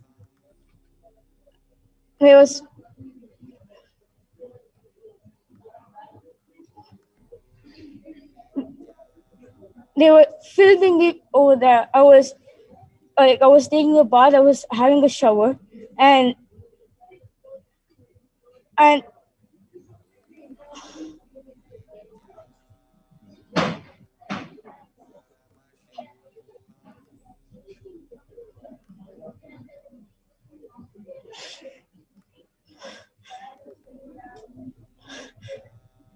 they were filming me through the windows over there, and even though I was trying to hide myself from them,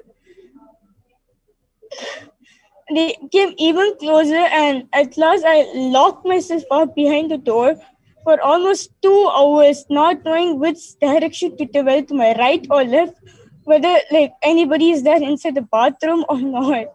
Only like I was screaming for somebody's help, and nobody was there at the point of time. And I literally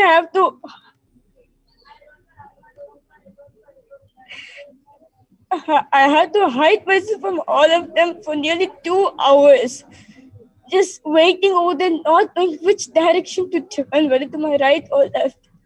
And even one of my mentors came and assured me, saying that no one is there, we are safe, only that I came in from the bathroom. Otherwise, I was there for 2 hours, locked up, didn't know which direction even to turn, whether to go front or back or anything.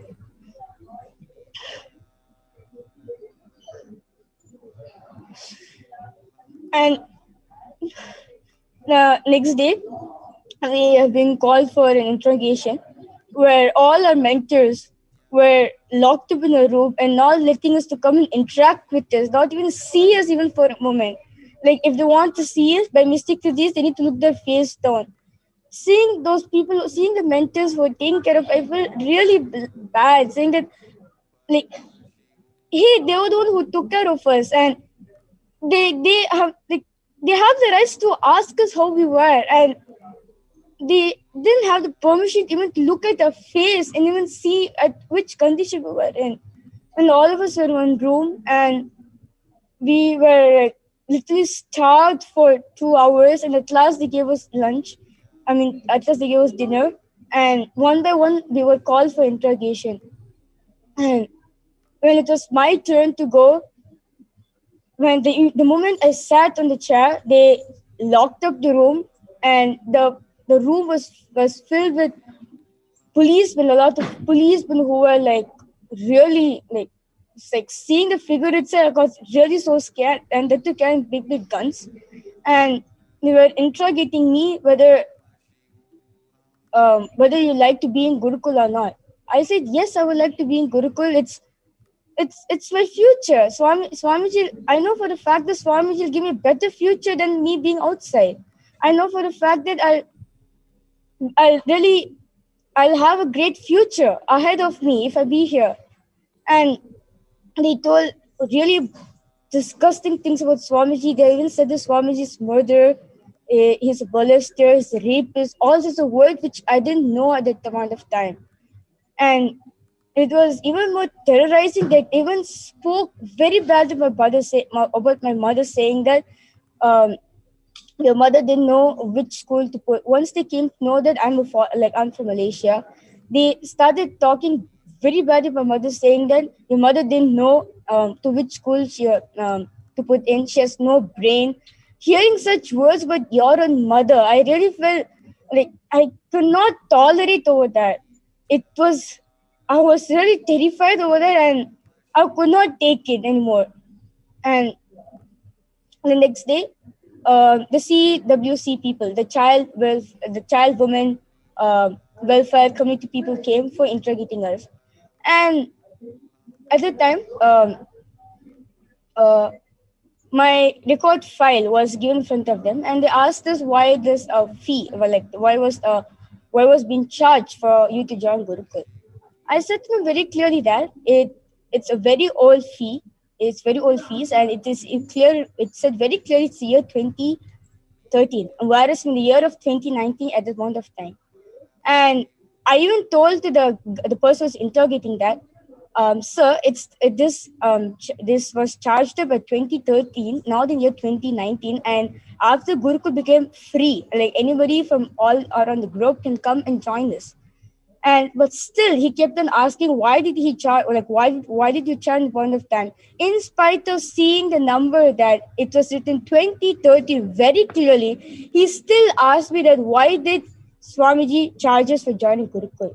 I could not understand what was going on over there. I was saying very clearly and sitting very clearly on the form, it's the year 2013. And why is he keep in the end of 2019? And a lot of things have changes have been occurred in the Gurukul.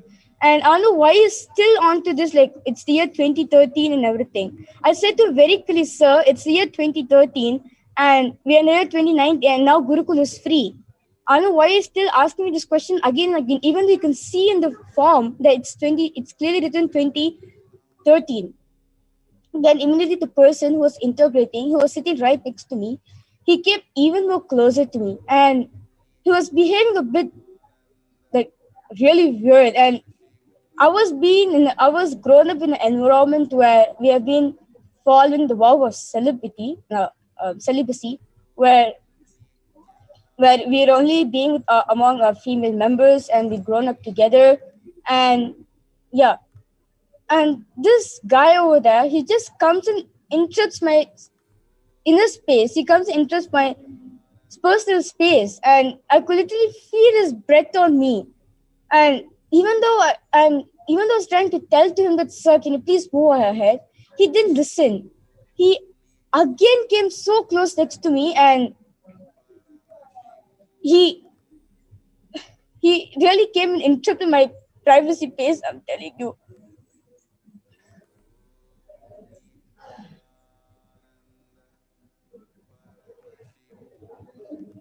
I don't know what should I do at that point of time, because the door was locked and nobody whom I knew was there inside the room. And whoever was in the room was like completely new faces. Like they really have no idea who they were. And I just felt very clearly that just the name of Child Women Commission, they just came and literally abused us over there. Like,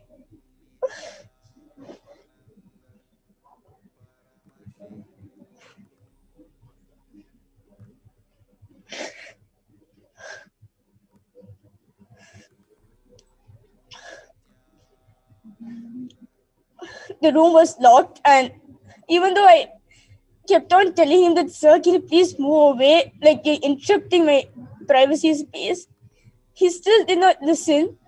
He came even more closer to me, and I could literally feel his breath on me. I really felt so disgusting. I feel weird at point of time.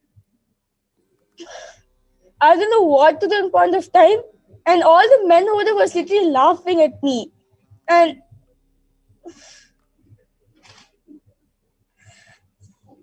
I didn't know what to do at point of time. I pushed him, and then he realized that what he did was wrong. Otherwise, I don't know what was his intention on me, or what was he going to do on me in the next moment of time itself. So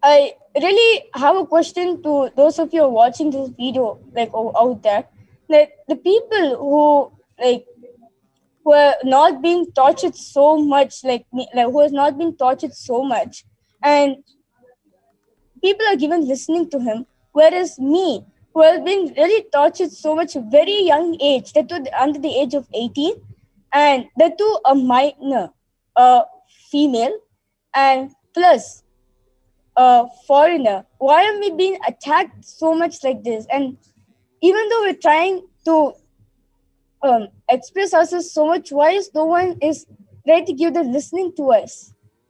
And those of you who are listening to this video, I hope by listening to this, you will take the next action which is required for it. Thank you, Nithyananda.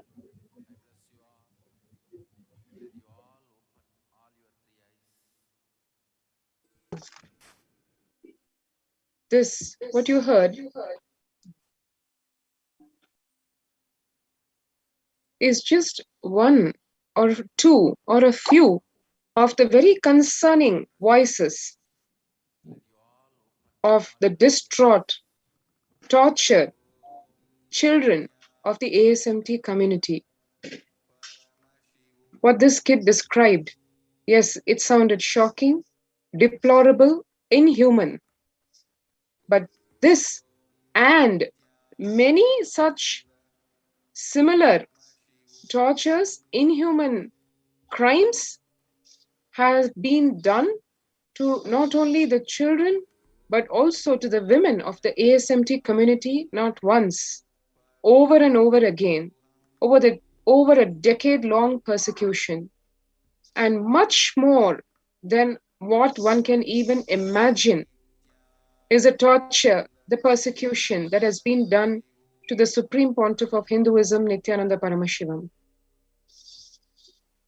We just shared with you two of the Gurukul Balasans, what they were subjected to. This same thing in different inhuman levels of inhumanity, the Balasans have been subjected to even before. Everything being done with the singular motive of delegitimizing, eliminating, and exterminating the Supreme Pontiff of Hinduism and Kailasa, which is his very life breath, right from its very roots.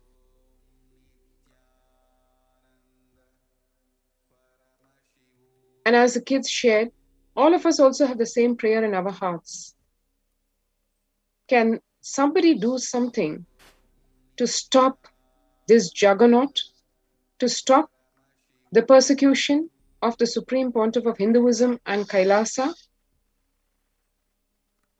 to end this Hindu Holocaust that seems to be intensifying, more so because of the ignorance of the Hindus, who, because of various reasons, be it the media false narratives, the disinformation, or just plain apathy, just being a bystander to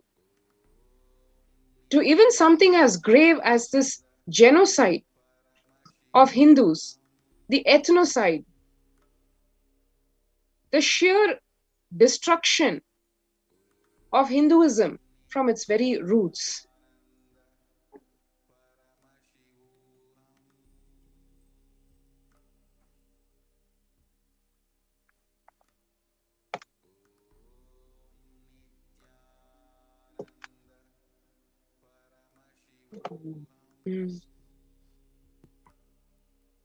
What we have seen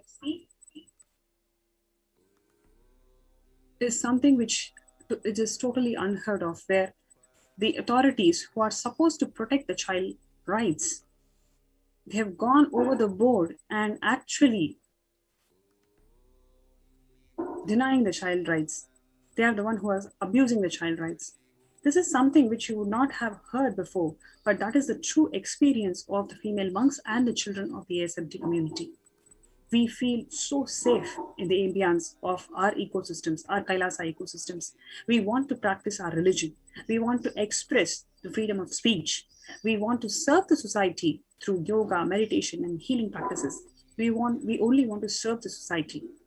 We do not want to be abused anymore just because we are following the Supreme Pontiff of Hinduism, just because we are following Hinduism itself. So with this, we like to conclude today's show. And in the next coming segment, we are going to talk about more such facts that shook us from the core, that what are we doing really wrong? Why we have to be persecuted so much? So with this, we thank all the viewers for paying your attention, for listening to our suffering, our pain of being persecuted. Thank you so much for joining us in the show today.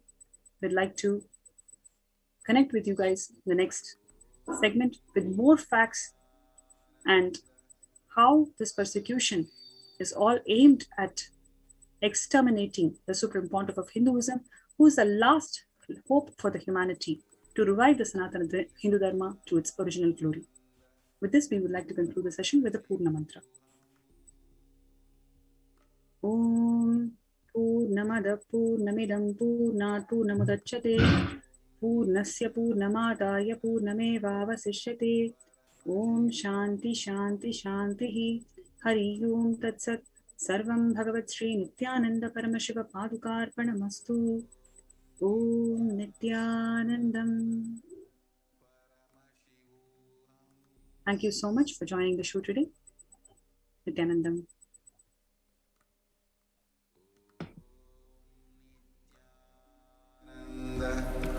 Paramashivoham.